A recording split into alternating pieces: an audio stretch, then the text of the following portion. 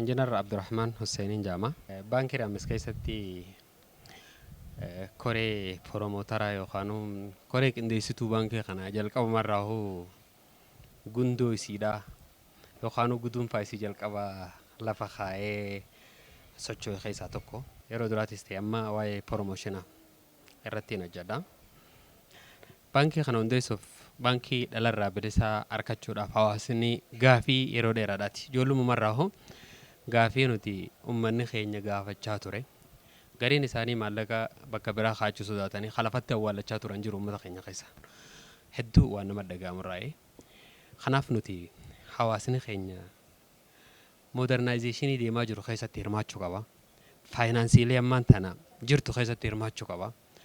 Kanaaf mootummaan ammaan tana biyya teenya jiru mootummaan Abiy Ahmed akkuma dhufeen rakkoo saniif furmaata kan inni jirraa banachuu ni dandeessan jechuun gammachuu hawaasa bal'aa kan hongan qabne ta'uu yeroo agarru waan kana hawaasa keenya eega akka gammadan gammachuun isaaniitu akka lafa hin banne lafa qabsiisuu fi qabna jennee hayyoota gurguddaa kan biraa jira innee eeguurra nutummaan hayyoota waliin barbaannee eegaluu qabna jennee namoota hanga takkaan marii goone eegallee kunoo har'aan tana baankii waggaa 3 eegallee waggaa 3 kana keessatti bu'aa bayii hedduu keessa dabarre. Arra kunoo gara magaalaatti gabbaafne gara biraanchiilee 19 kan ta'u magaalarra gabbaasne biraanchii baankii Raames jettu arkoo keenyaaf gammachuu hongan qabne nu dhaga'ama ammaaf. Kaayyoon inni guddaan hawaasa keenya ka faayinaansii gurguddaa biyya tana keessatti fakkeenyaaf amma makiinaalee babbareedaa qoofu keessatti hawaasa keenyaan argitu investimentii gurguddaa gaggeeffamaa jiru modernizationii akkuma argitu dur zamanni zamana qonnarratti hundaa'u ture. Deebi'eetii industirii irratti deebi'e. Industirii faabrikaalee adda addaa. Arra sanbira qoteetii sarviisa waan jaamu irratti deebi'e. Arra qabeenya gurguddaan bakka irraa argamu sarviisa irraa. Wannoonni akka faayinaansii baankiidhaa kanneen adda addaa warri faayinaansiidhaa kun qabeenya gurguddaa biyya tanaa isaanis sossoosa. Qabeenya gurguddaa kana keessa hawaasni keenya zeeroo irra jiraachuun hedduu nu dhaga'amuudhaan hawaasni keenya faayinaansii keessatti hirmaachuu qaba. Qabeenya gurguddaa warra sossoosu keessatti hirmaachuu qaba. Hojiilee konfidensiidhaan halaal ta'uu beekee konfidensiidhaan hojiilee gurguddaa kana keessatti hirmaatee hiree qabeenya biyyi tun qabdu keessatti hirmaataa ta'uu qaba waan jedhutu gamana nu fide. Fakkeenyaaf amma makiinuma bareedaa takkaatu mala faalkaatee bitachuudhaaf baankitti gargaaramta. Baankii sayyootti nama ni sodaatta. Sodaa tana hambisuudhaaf fedhiin keenya. Hawaasni keenya akkanaan amata muraasa tokkotti hafe hawaasa biraa keessaa hafa waan jedhu nu dhaga'ama. Saniif hawaasa keenya garana oofuudha fedhiin keenya. Baankiin akkuma beekamu amantiin hundinuu tan dhala deeggartu hin jirtu. Amantummaan fedhee jechuudha.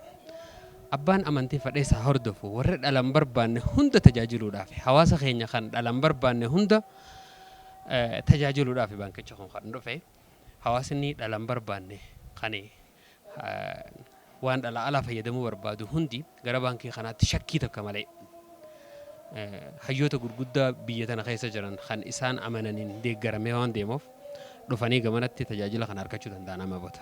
Wanni adda godhu guutumaan guutuu dhalarraa bilisa ta'uu isaati.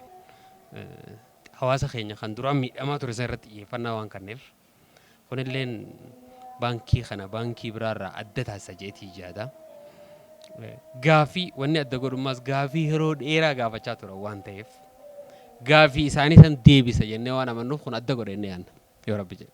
Ani munniin ja'u hawaasa keenya ispeeshaalii abboonni keenya kan lubbuun hin jirrees gaafii baankii kana waggaa hedduu gaafachaa turan.